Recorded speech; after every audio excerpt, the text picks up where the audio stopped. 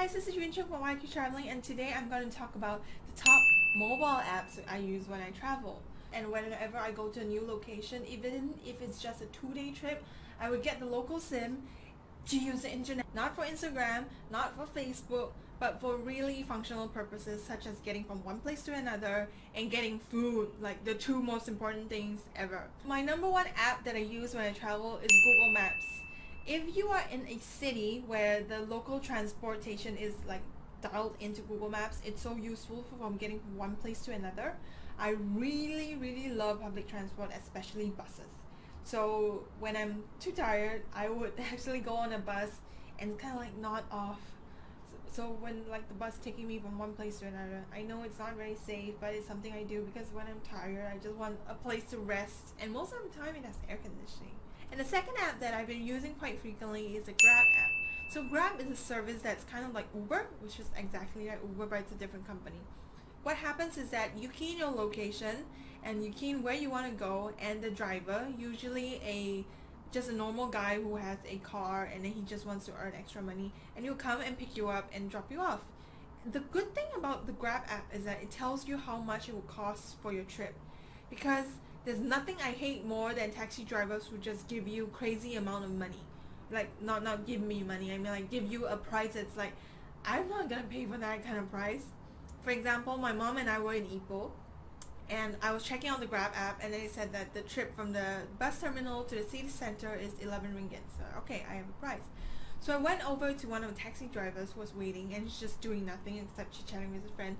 I said, you know, how much would it cost? And the price he gave me was 30 ringgit. And I said, no, give me 11. And he said, no. So, okay, fine. So I booked a Grab ride.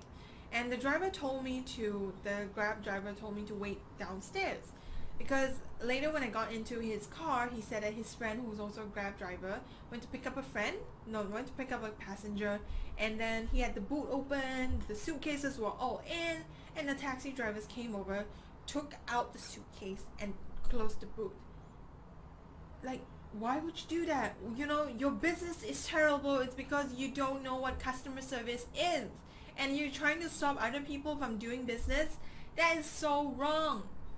So that's why I trust the Grab app a lot more than the regular local drivers, unless you're in a place like Singapore, which is basically the rides are metered and everything's pretty great. Even though I don't use Uber, the only time I do is in a location where Grab is not that popular, which was also Ipoh. Because when we arrived in the city center, turns out no one was using Grab because they just launched it 2 weeks ago. So I had to use Uber, which was okay. I would prefer not using it because I don't like the company, but you know, in times like that, you just have to make do with what you have. Another app that I use when I travel is a local food review app. So when I was in Philippines, before the trip, I was doing research on which locations to eat.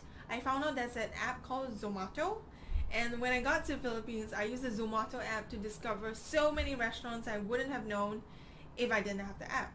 Of course, some of you might say, why don't you just ask the locals what to eat? The thing with me is that even though on camera I might not look like it, I'm pretty shy. It's like for me to go over to a guy and say, hey, you know, what restaurants are nearby? I just freak out. So instead of making myself freak out, I would rather use the computer. But if you're the type who loves talking to people, that's great, more power to you. Go around, ask all the locals where the food are. It's just that it's not for me. So, you know, we both work in different ways. And in Philippines, so Zomato. And in Singapore, you can use Burple, or in Malaysia as well. I use Burple. But, well, to be honest, I used Burple's website before I went to Malaysia, and I just key in all the locations in my Google Maps, which there is a tutorial, which I could link you to down below, how to use Google Maps for trip planning.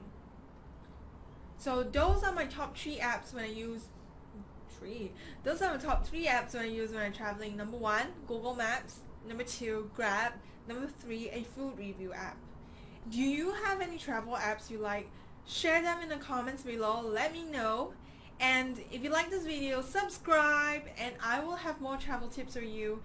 Thank you so much for watching. I'm Yuncheng from YQ Traveling. See you next time.